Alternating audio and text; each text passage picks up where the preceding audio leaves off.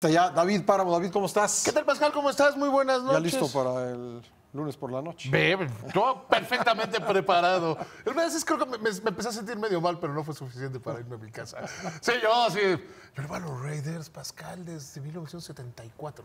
Además, el partido apenas Está empezando. Está empezando. Vas a poderlo ver. Voy a poder llegar a mi casa, que es tu casa, a verlo. Muy bien, muchas gracias. Fíjate que hoy hay que hablar del tema del salario mínimo y del tema del salario.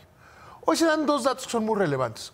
Uno, sin lugar a dudas, una de las grandes cosas que tuvo el sexenio, que está teniendo el sexenio de Enrique Peña Nieto, es la formalización del empleo. O sea, es que cada vez más mexicanos están dentro del empleo formal. Y no es un tema pequeño, es un tema muy importante porque cuando estás en la economía informal o cuando no tienes prestaciones o cuando eres profesionista independiente, no tienes acceso a créditos. O sea, es muy difícil tener acceso a crédito, porque simple y sencillamente los bancos lo primero que hacen es, tú estás trabajando, te ofrecen un crédito de nómina, porque saben quién eres, dónde estás y quién te pagan. Punto número 2, no tienes acceso a fondo de pensiones, no tienes acceso a cosas como el Infonavit y no tienes acceso a lo más importante, a la cobertura de seguridad social. Alguien que esté en la economía informal o alguien que es profesionista independiente se enferma, tiene que pasar dos problemas muy graves. Uno es la enfermedad propia y de su pariente, y otra es cómo lo enfrenta. Si es la cabeza de familia, si es el hombre o la mujer que son cabezas de familia, es la caída del ingreso.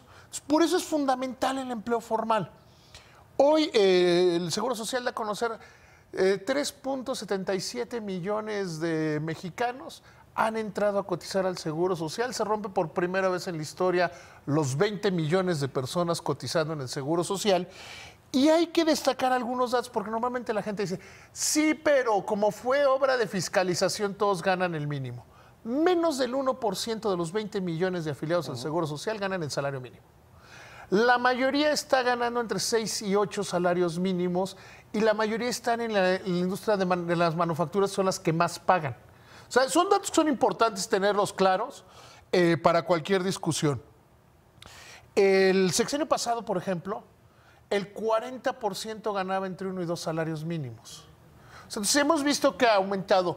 ¿Cuánto ganan los trabajadores? Que sigue siendo poco, sí, sigue siendo poco, pero es lo que es. O sea, y hay un repunte, hay una mayor formalización del empleo. Hoy el 85% de los trabajadores tienen un empleo formal. ¿Qué es lo que pasó aquí? Yo creo que son varias cosas. Uno, que ciertamente las reformas estructurales han generado nuevos y mejores empleos. Dos, la mejor fiscalización del Seguro Social. Y la fiscalización fue una idea, parece sencilla, pero funcionó muy bien. Cruzar la base de datos del SAT con la base de datos del Seguro Social. O sea, al cruzar las bases de datos, para un patrón tenía incentivos para registrar a sus trabajadores con menos dinero, pero para el SAT tienes incentivos para registrarlos con más dinero. Entonces, para el SAT decían una cantidad y para el Seguro Social otra. Al cruzar las bases dice, oye, a ver, espérame, tú no puedes tener tantos trabajadores. Hay una gran formalización del empleo y saco de las reformas estructurales. Hasta antes de la reforma energética, los trabajadores de las gasolinerías eran propineros. Hoy todos están afiliados al Seguro Social. Porque es una de las condiciones que se les pone es, oye, que además, no sé, Pascal, yo no sé cómo lo veas, pero a mí me parece absurdo que siendo una concesión que se le daba a privados de una empresa del Estado mexicano, sí, pudieran violar y robarle a los trabajadores de las gasolinerías. En una de las condiciones que se pone la reforma, ¿quieres poner tus gasolinerías?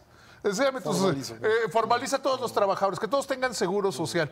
Otro día en la gasolinera normalmente cargo me decían, ojalá nunca se eche para atrás la reforma. Y yo decía, ¿por qué? Justo me dijo, porque ya tenemos seguro social.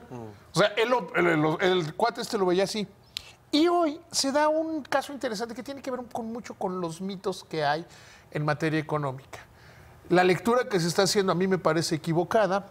Hoy el director de la Comisión Nacional de los Salarios Mínimos da una conferencia y dice que no le parece descabellada la intención del próximo gobierno de subir el salario mínimo a 101 pesos.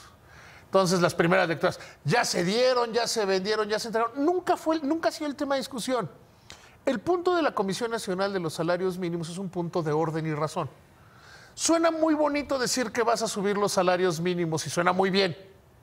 porque es lo justo, es lo correcto, y los que ganan el salario mínimo ganan muy poco. Sí, sí a todo eso. Pero si lo subes por decreto, ya no me voy a ir a la historia antigua de México, donde siempre la carrera precios-salarios la ganaban los salarios. Tú y yo que empezamos a trabajar en esa época.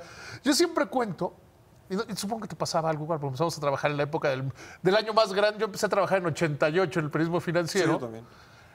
Yo si no me podía comprar un traje, yo sabía que la siguiente quincena no me alcanzaba me iba a alcanzar menos para comprarlo, por las inflaciones de que ese año llegó a tocar un máximo 180, 157 durante ese año.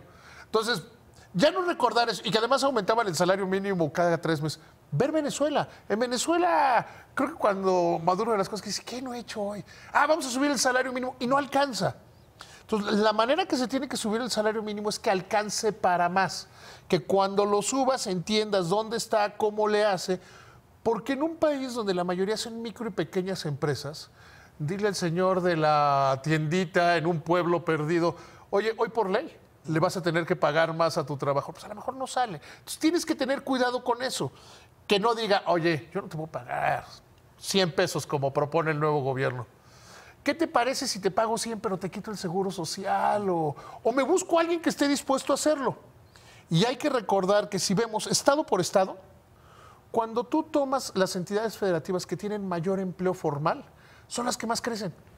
O sea, los estados que... Sí, los que tienen menos informalidad. Los que tienen niveles de 80% de formalidad en el empleo, crecen al 5, 6, sí, 7%. El dato de ocupación puede ser tramposo, ¿no? Es que ocupación es muy tramposo. A ver, los estados más pobres, como Guerrero, como Chiapas, tienen niveles de informalidad del 80%, pero tienen niveles de ocupación verdaderamente grandes. Sí. Porque ahí si no haces algo, si no te ocupas de algo, no comes.